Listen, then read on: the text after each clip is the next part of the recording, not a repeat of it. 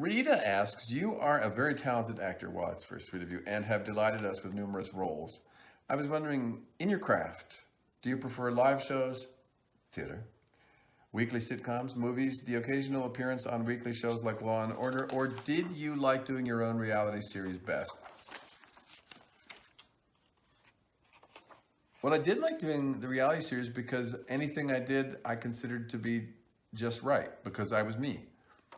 And in a movie, they'll come up and say, oh, no, no, no, we had a shadow on your nose. Oh, no, no, no, you had a speck on your lip. Oh, no, no, no, this was this, you just needs to be more like that. And the great thing about doing a show called the Bronson Pinchot Project was I'm Bronson Pinchot, so I'm the expert on me. And if I do it and I've got a piece of mayonnaise over there, that's what Bronson has. I did one whole episode in my pajamas, as I recall, because I was too excited to put clothes on.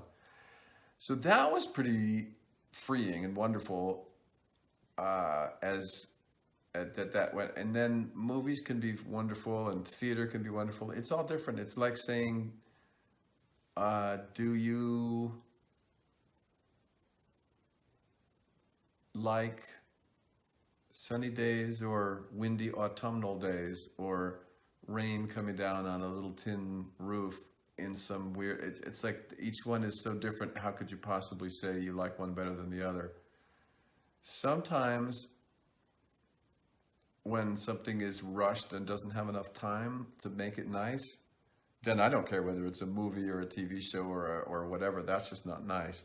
But when it's all going well, then they each have their own magic. They each have their own magic that's kind of not like any of the other ones. So you can't say, although it is nice that movies and TV, last forever. Linda asks, what was the one thing that started your passion for restoring the architecture of the past? Oh, that's a very easy question. I was in a car in Vermont in about 1979. And someone had moved a house. It may even have been a meeting house or a small church, although I doubt it. It was just an amazing house, and it had Doric columns all the way around the whole thing from about 1830.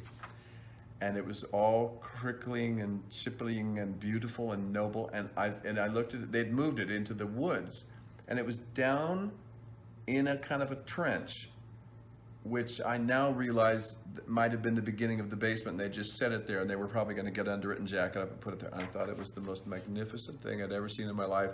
And it occurred to me in one lightning blast, that's a house, and it's old, and somebody saved it, and that's a house, and it looks like a temple.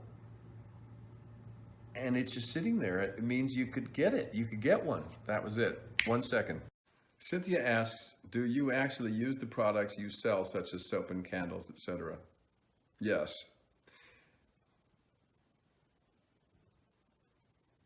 Christy asks, hi Bronson, I was wondering what you did on 9/11 in 2001. I was rehearsing a play in London called Stones in His Pockets.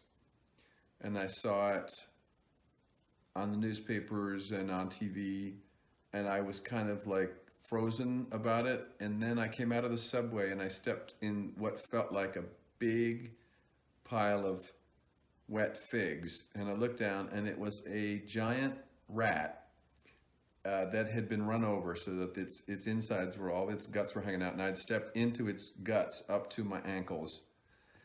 And at that point, I went to pieces because I was in shock.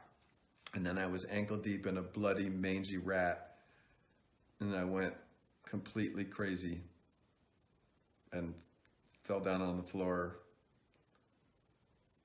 weeping and stayed there for a while. But the director was nice, and he picked me up and made me a cup of tea. Cheryl asks, hi Bronson. Hi Cheryl. True Romance is one of my favorite movies. I especially love the elevator scene. I was just wondering how difficult a scene was it to do? Extremely difficult. I told the director that I needed a minimum of 24 hours to prepare emotionally for that scene. And then he came to me one day and said, something's gone wrong with the scene I was going to shoot, so I need you to do the elevator scene right now. And my jaw dropped open and he said, I know I promised you 24 hours.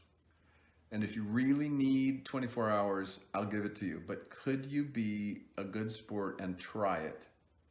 And against my better judgment, I said, okay.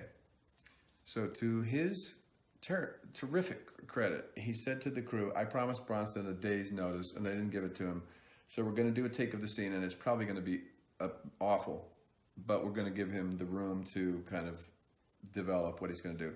So we did a take and he said, that wasn't awful. That was almost good enough to use. Now we're going to do another one and it's going to be pretty good.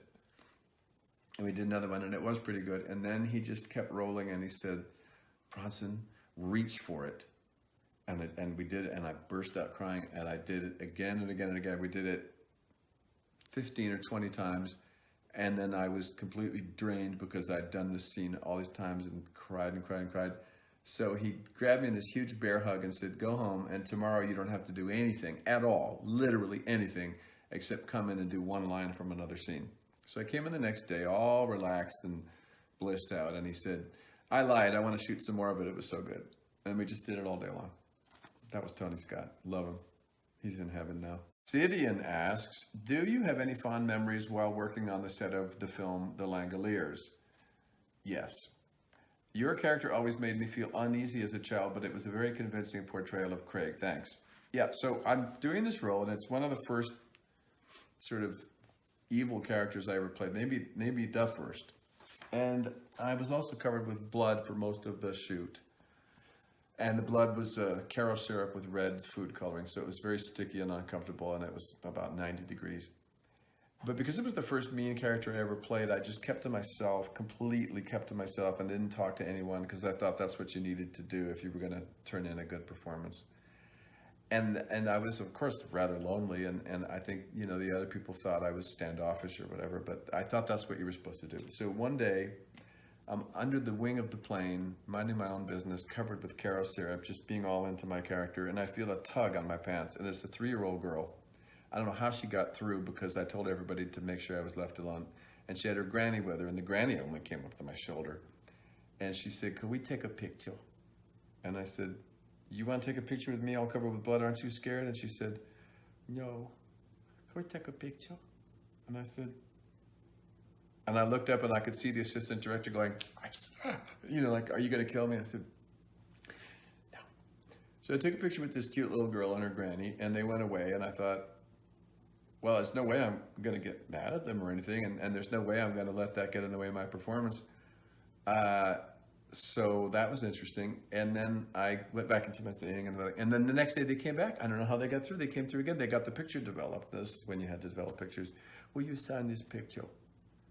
I said, of course I will. So I signed the picture and gave her a little hug, and then I thought, well, it didn't hurt my performance any. And if I could do that for a 3-year-old girl and her granny, then I don't need to do it at all. So I stopped doing it and never have done it since. So this little girl, nobody knows how she got through. There were all kinds of people making sure nobody talked to me, and she got through. So that was her message. That was her little telegram from the universe saying, you don't need to do that. I've never done it since. So that's my favorite story.